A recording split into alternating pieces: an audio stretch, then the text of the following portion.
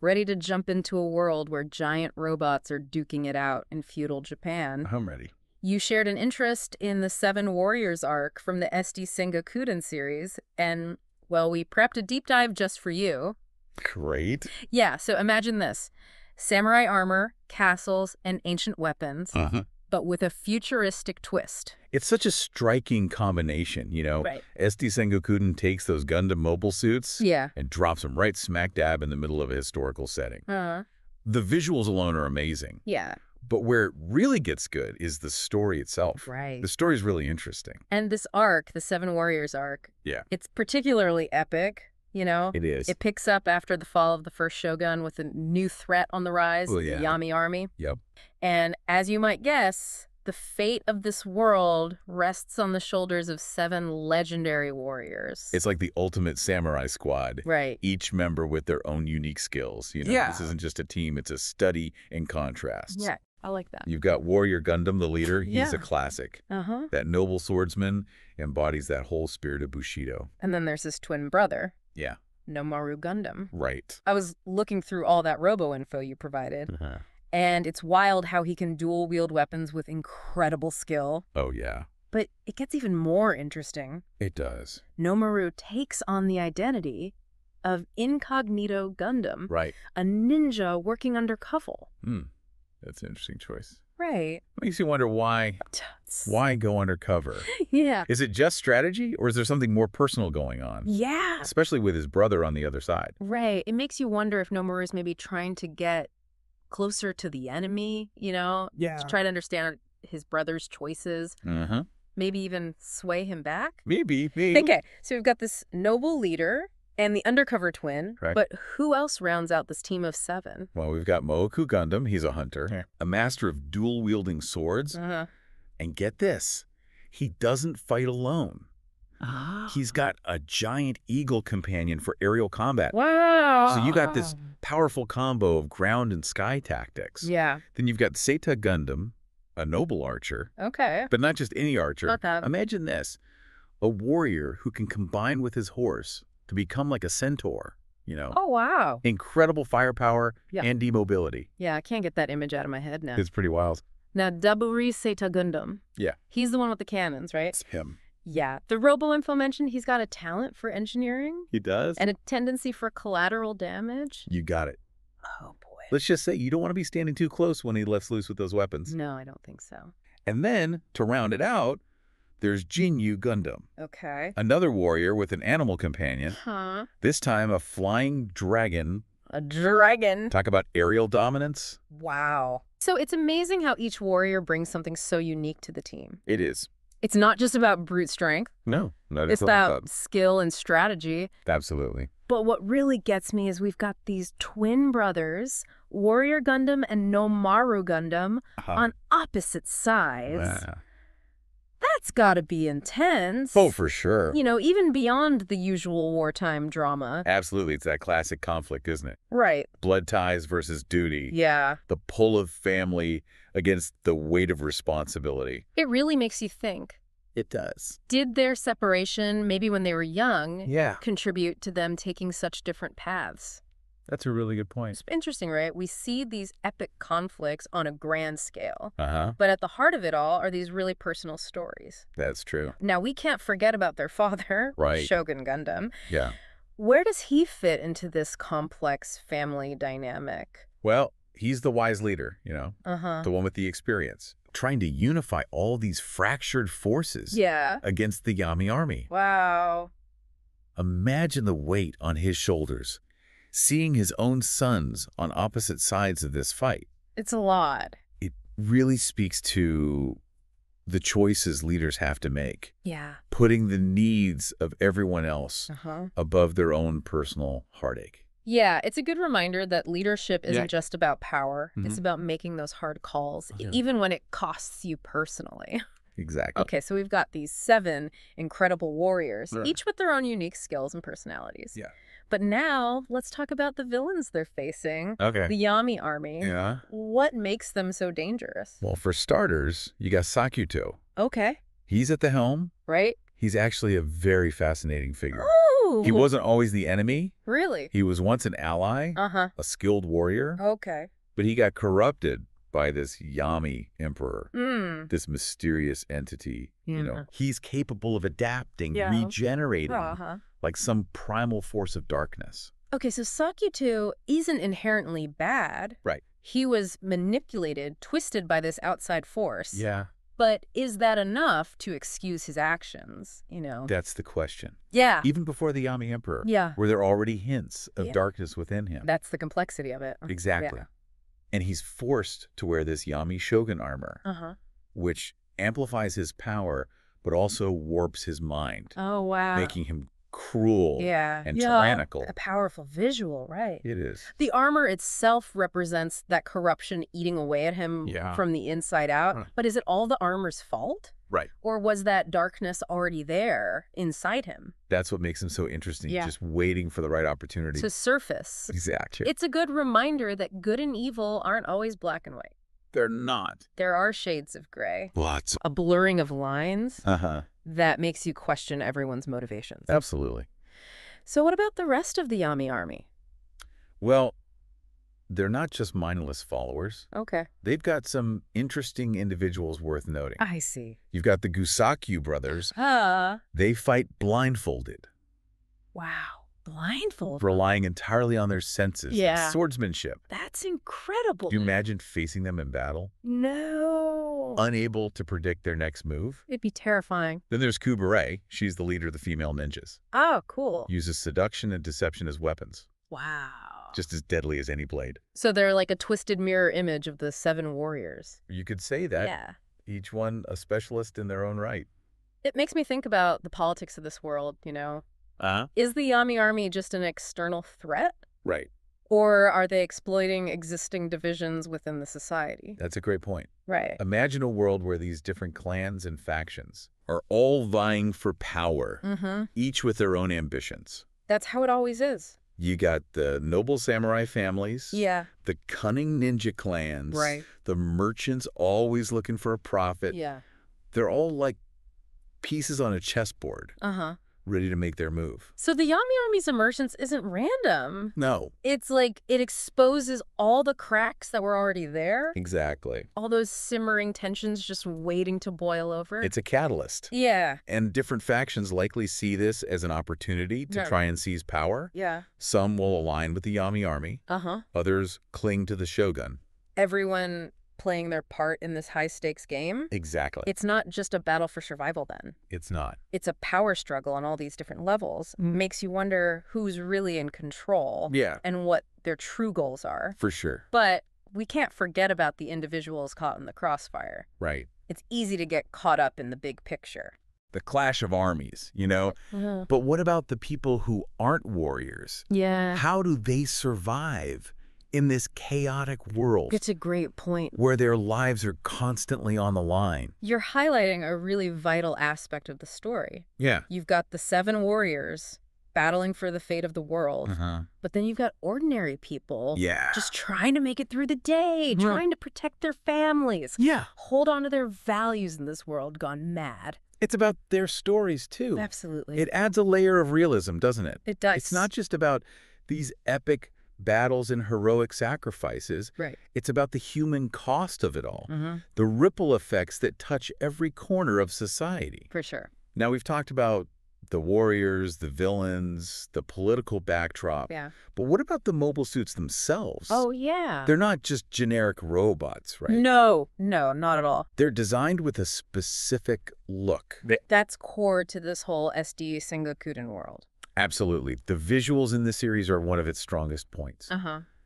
Imagine mobile suits that actually look like samurai warriors. Wow. Complete with that ornate armor. Yeah. Elaborate helmets. And weapons that resemble traditional Japanese weaponry. Wow. It's like a fusion of ancient and futuristic design. It is. Creates this really unique visual language. It's like they took the sleek, modern lines of Gundam Right. and then infused them with all the intricate details, the craftsmanship of feudal Japan. Exactly. I bet it's amazing to look at. It is. It's visually stunning. Can you give me some specific examples of this design fusion? Sure. Take Warrior Gundam. Okay. His mobile suit has this golden armor, like the regalia of a shogun. Wow.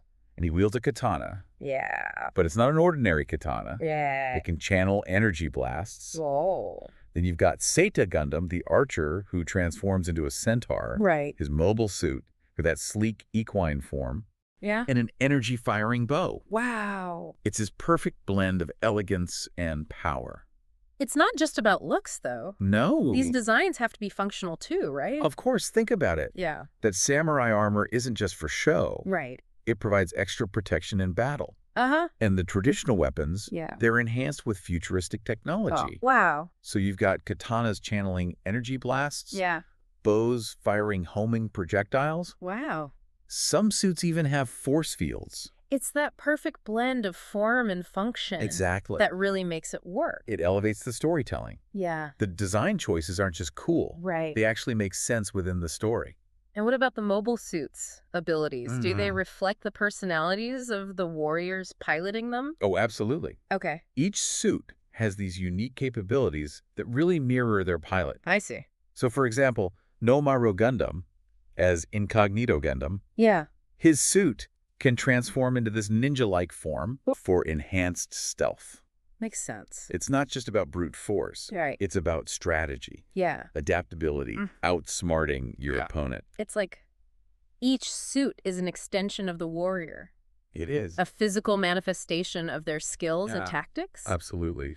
What about the villains? Uh-huh. What are their suits like? Well, the Yami army, they definitely make a statement. Uh-huh. Their suits are often designed to be intimidating. Okay. Even monstrous. Oh, wow. You know, reflecting their darker nature. Right. Take the Gusaku brothers, for example. Yeah. Their suits have these sensory arrays that compensate for their blindness. Oh, wow. They've turned a weakness into a terrifying advantage. Yeah. It's pretty chilling. Then what about Sakuto? Well, his is the Yami Shogun armor. Uh-huh. It's hulking, demonic looking. Right. It not only amplifies his power, but it actively corrupts his personality. It's like a visual representation of his enslavement to the Yami Emperor. It's like the armor itself is evil. It is. It really is. It makes you think about the role of technology in this world. Yeah. Is it inherently good or evil? That's a question that goes way beyond this story. Right. It does. Something we deal with in our world, too. Absolutely. The Seven Warriors arc doesn't give us an easy answer. It does. It shows us technology can be used for good or for bad. Right. The choice is up to us. It really is. It's a powerful message. It is. That's relevant to our own world, too. Definitely. As technology keeps advancing, we have to decide how we're going to use it to build things up or tear things down. For sure. But enough about the heavy stuff. Oh, okay. Let's talk about the battles themselves. We've got these incredible warriors. Yeah. Their unique mobile suits. Yeah. This conflict tearing the nation apart. It's intense. How does that all translate into action? The battles in the Seven Warriors arc are epic. You've got everything from small skirmishes to massive clashes with entire armies and colossal mobile suits. It sounds amazing. But they're more than just mindless robot brawls. Oh. Each battle is like a strategic chess match. I see. A test of skill, tactics, and knowing how to exploit your opponent's weaknesses. I like that. It's a blend of action and strategy. Right. Every move matters. Uh-huh. Every decision can change the tide of battle. So can you give me some examples of some key battles? Like, what were the stakes? What kinds of strategies did we see? Well, one of the early battles that stands out is the Siege of Warrior Gundam's castle. Oh, wow. The Yami army, led by Sakyuto, launches a full-scale assault, trying to overwhelm them with sheer numbers. Oh, so it's like a David and Goliath situation. It is. Yeah. They're outnumbered, right, facing a very powerful enemy. So how do they defend against that? They use a combination of tactics. Okay. You got hit-and-run attacks, defensive formations. Right. They really leveraged the strengths of the castle. I see. But it's Seta Gundam, the archer who transforms into a centaur, who really steals the show. Oh, cool. He positions himself on the castle walls. Okay. Raining down arrows. Yeah. With incredible precision. Wow. Disrupting the enemy formations, picking off key targets. So he's controlling the battlefield from afar. He is. Creating space for his allies to fight up close. Exactly. It's a perfect example of teamwork. Yeah. each warrior playing to their strengths to create this multi-layered defense. That's cool. It is. What about another memorable battle? Oh, there's the clash between Nomaru Gundam, still disguised as Incognito Gundam, and the Gusaki brothers. Okay. Remember, they fight blindfolded. I do, relying on their other senses. Ugh. So how do you fight two highly skilled swordsmen who can't see? Yeah, that sounds impossible. Well, Incognito Gundam, he's a master of stealth and deception. Okay. He uses his ninja training to move silently, striking from the shadows. Wow. Disorienting the brothers. Yeah. Disrupting their rhythm. That's smart. He basically turns their heightened senses against them. Oh, I see. Exploits their blind spots, turning their greatest strength into a weakness. It's brilliant, really. So he's not just fighting them physically, he's outsmarting them too. Exactly. Now, what about Jinyu Gundam and his flying dragon? Oh, they definitely get their moment. They do. One of the most visually stunning battles takes place high above the clouds. Oh, wow. Jinyu Gundam and his dragon face off against Kuba Rey and her squad of female ninjas. So it's a sky battle. It is. Dragons and ninjas. Blades clashing. Oh, wow. Fire and lightning filling the sky. It sounds incredible. It's a spectacle. Yeah. You won't forget it. It's moments like these that make the whole world come alive. They do. But with all these battles, there has to be a point where the stakes get even higher. There is. Where the fate of the world is on the line. Right. That's where the final confrontation comes in. Okay. Between the 7 warriors and the Yami Shogun. Right. I'm on the edge of my seat. It's not just a battle for territory or power. Right. It's a clash of ideologies, a fight for the soul of their world. So set the scene for me. What are the key moments? Picture a desolate plain. Okay. The forces of good and evil arrayed against each other. The tension is palpable. Yeah. The 7 warriors and their allies charge into battle. Wow. They're determined to defeat the Yami Shogun and free Sakyuto from the Yami Emperor's control. So it's not just about defeating an enemy. No. It's about saving a friend. Yeah. Redeeming a soul lost to darkness. Exactly. So how does it all play out? Well, each of the 7 warriors faces a powerful opponent from the Yami army. Okay. You got Warrior Gundam, clashing blades with Sakyuto, trying to break through that Yami Emperor's control. Wow. Nomaru Gundam, still disguised as Incognito Gundam, using his stealth and cunning to outmaneuver his foes. Okay. Like a silent wraith on the battlefield. I like that. Moaku Gundam and his giant eagle, swooping down, disrupting enemy formations, providing air support. Oh. You got Seita Gundam in his centaur form, charging into the fray. Okay. These arrows finding their marks. Amazing. Daburyo Seita Gundam unleashes his cannon fire, shaking the ground beneath their feet. Wow, it's all coming together? It is. The individual skills of each warrior forming this incredible force. But I have a feeling the Yami Emperor won't go down without a fight. You're right. Just as the tide seems to be turning, the Yami Emperor reveals his true nature. He merges fully with Sakyuto, transforming him into this monstrous demonic entity with almost unimaginable power. So they're not just fighting a corrupted warrior anymore. They're facing pure evil. They are. So what do they do? Well, faced with this overwhelming power, the second shogun, Sakyuto and Warrior Gundam's father, makes a desperate gamble. He uses a forbidden technique to merge his life force with the 7 warriors. Wow. It's a risky move. Yeah. A selfless act that could cost him his life. But it's their only hope. It is. It's incredible, a leader sacrificing himself like that. It is. So what happens next? Empowered by the second shogun's life force, the 7 warriors unleash this devastating combined attack, striking the Yami Emperor with everything they've got. Wow. The impact shatters his physical form, sends shockwaves across the battlefield. So they win. They do. It's a bittersweet victory. The second shogun fades away. Oh, wow. He sacrificed himself to empower them. He leaves behind a legacy of courage and selflessness. He does. It's a reminder that even in victory, there can be profound loss. Absolutely. What happens to the 7 warriors in the aftermath? Well, that's a story for part 2 of our deep dive. Oh, you're killing me. We'll have to wait to hear about what happens next. Okay. But for now, Just imagine those 7 warriors, victorious but grieving, facing a world forever changed. And the lingering threat of the Yami Emperor's essence. Exactly. That's something we'll explore next time. Okay. Can't wait. It'll be good. I know it will. Welcome back. I know, right? We left off with the 7 warriors. Yeah. Victorious but grieving the loss of the second shogun. It was a heavy victory. It was. A lot of questions about what happens next. It does. It really does. How do they cope with that loss? Yeah. Rebuild their world? And what about that lingering threat of the Yami Emperor's essence? It's not really gone, is it?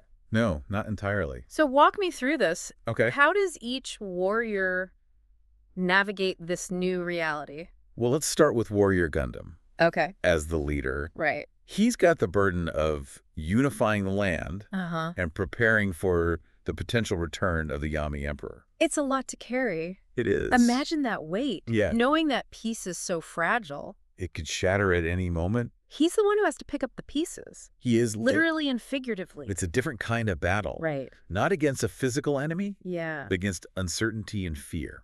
What about Nomaru Gundam? His journey is interesting. Yeah, he's been operating as Incognito Gundam. Right. Grappling with all those complex emotions. Yeah. About his brother, his choices. How does he handle the aftermath? Well, he chooses solitude. Okay. Seeks solace and answers in nature. He needs time to process everything. He does. He's been living a double life. Right. Navigating secrets and lies. So the war might be over. Yeah. But his internal conflict isn't. It's far from resolved. He has to reconcile his actions as Incognito Gundam with his loyalty to his brother, his family, his own sense of honor. It's a journey of self-discovery. It is. Time to confront the shadows within himself and figure out who he truly is. What about the other warriors? Well, Moaku Gundam, he's always been practical.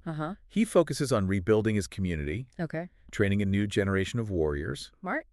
He knows that conflict might happen again. Right. He wants his people to be ready. He's looking ahead. Yeah. Making sure they're prepared. Channeling his grief into something constructive. It's a different kind of leadership. It is. Not dwelling on the past. Right. But looking towards the future. So what about Seiata Gundam? Well, his sense of honor and duty guide him to protect the land from any lingering threats. He's a watchful guardian. Yeah. Patrolling the borders. Making sure the peace remains intact. Even if there's no visible enemy. Right. He's standing guard.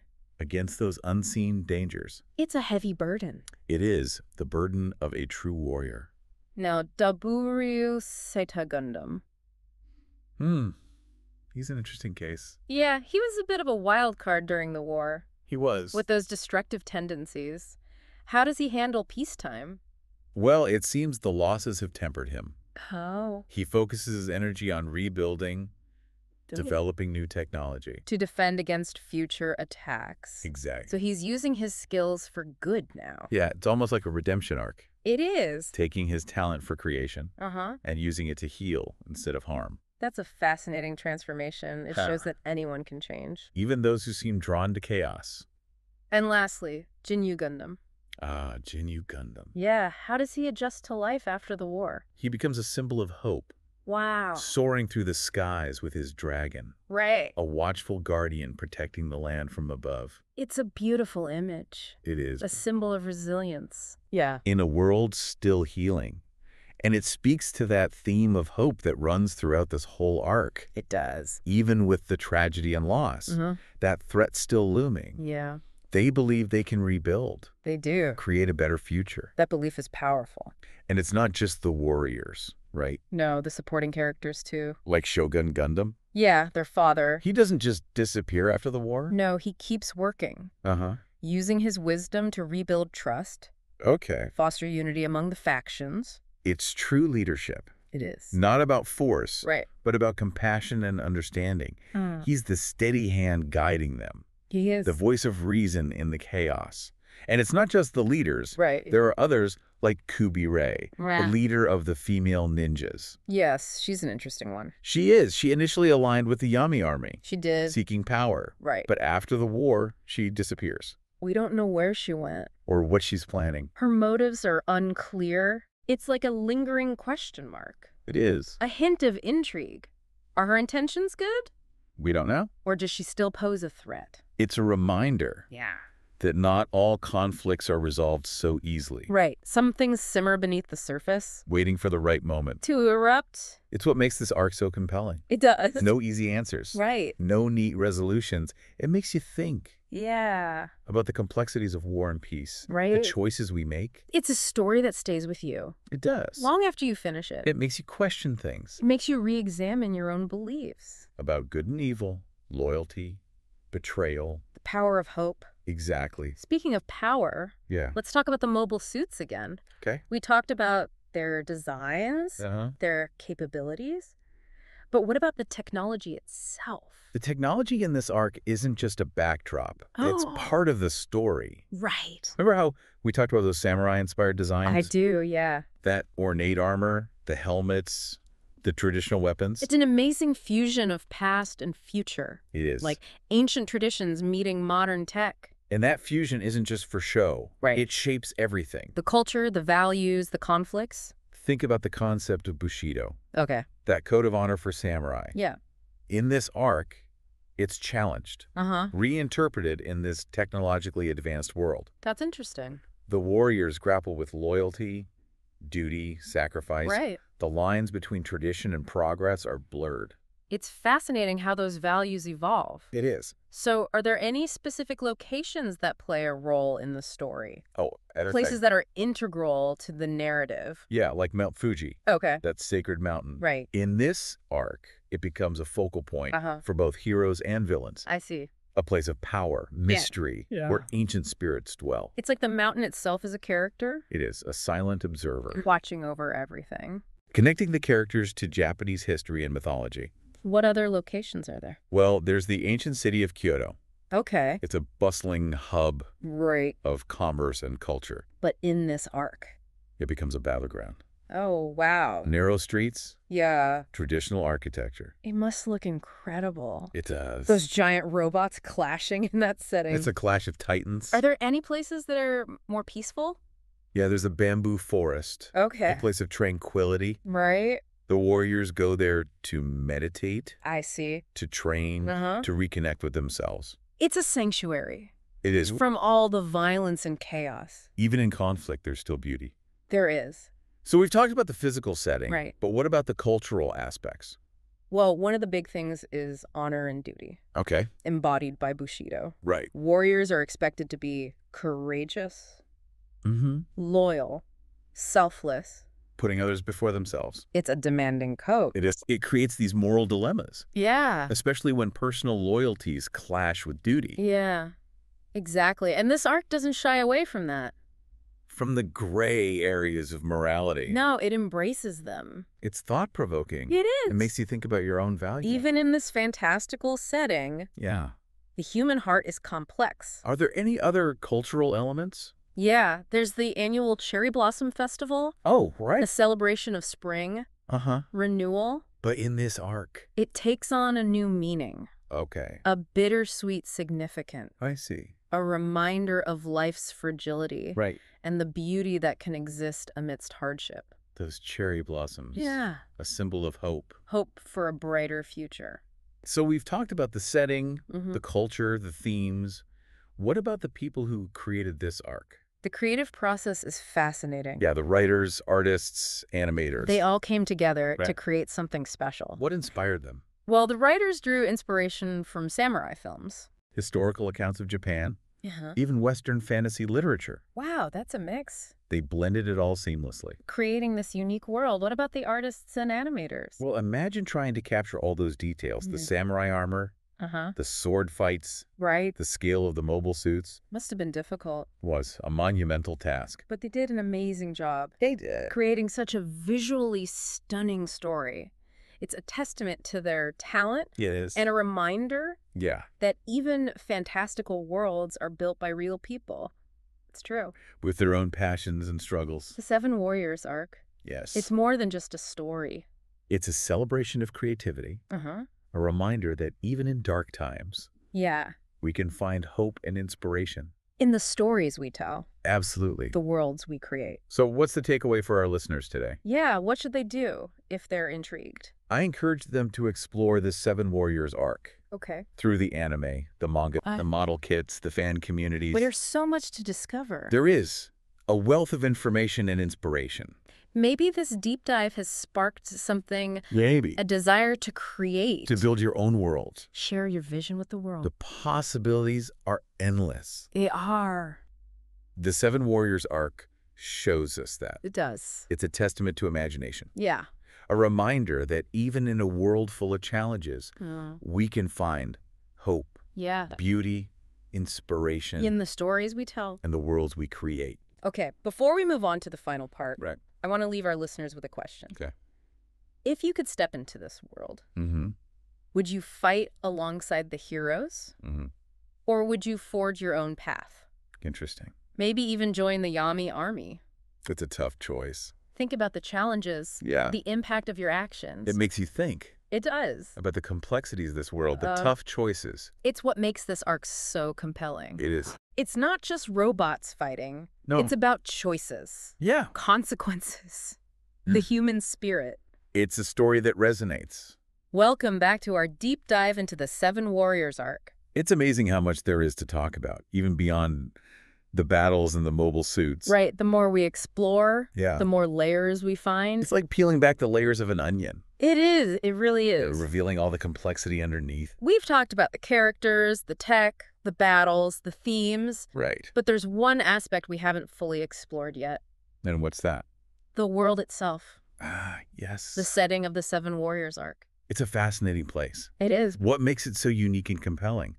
Well, imagine a world where those traditions of feudal Japan, they exist alongside advanced technology. Okay. So you've got these towering castles with hidden compartments for launching mobile suits, bustling marketplaces where samurai are haggling with merchants for spare parts.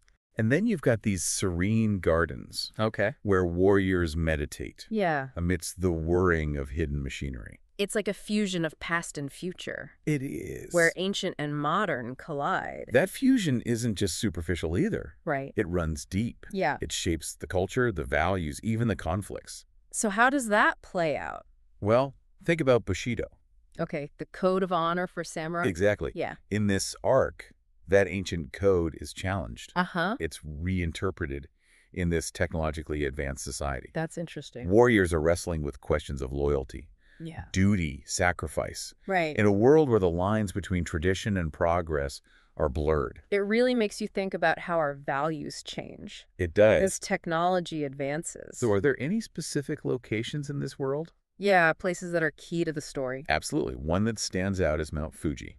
Okay, that sacred mountain. Right. Revered for its spiritual significance. Yeah. In this arc, it becomes a focal point. Uh-huh. For both the heroes and the villains. I see. A place of power. Right. Mystery. Yeah. Where ancient spirits dwell. And destinies are forged. It's almost like the mountain itself is a character. It is. A silent observer. Watching over everything. Connecting the characters to Japanese history and mythology. What other locations are there? Well, you've got the ancient city of Kyoto. Okay. Bustling with commerce and culture. Right. But in this arc, yeah, it becomes a battleground. Oh, wow. You can imagine these epic clashes between mobile suits amidst those narrow streets, that traditional architecture. It must be a striking contrast. It is, the ancient and the futuristic. Are there any more peaceful places? Yeah, there's a beautiful bamboo forest. Okay. A place of tranquility where the warriors can escape, meditate, train, reconnect with themselves. It's a sanctuary. Is a place to find peace amidst the chaos. So we've talked about the physical setting. Right, the location. What about the cultural element? Oh, as we mentioned before, honor and duty are paramount. The samurai code of Bushido. Warriors are expected to be courageous. Yes. Loyal, selfless. Meeting the needs of others first. It's a demanding code. It is. It can create some tough choices. Especially when personal loyalties clash with duty. And this arc really dives into that. It does. Explores those gray areas. That is situations where there's no easy answer. It makes you question your own values. It really does. Even in this fantastical world. Yeah. It highlights the complexity of the human heart. Are there any other cultural elements that stand out? Yeah, there's the Cherry Blossom Festival. Oh. Celebration of spring and renewal. But in this arc. Yeah. It takes on this bittersweet quality. Right. It becomes a reminder of the fragility of life. And the beauty that can still exist amidst hardship. It's a powerful image. It is. Those cherry blossoms. Symbolizing hope. Right, hope for a brighter future. So we've talked about the setting, the culture, the deeper themes. What about the creative process behind it all?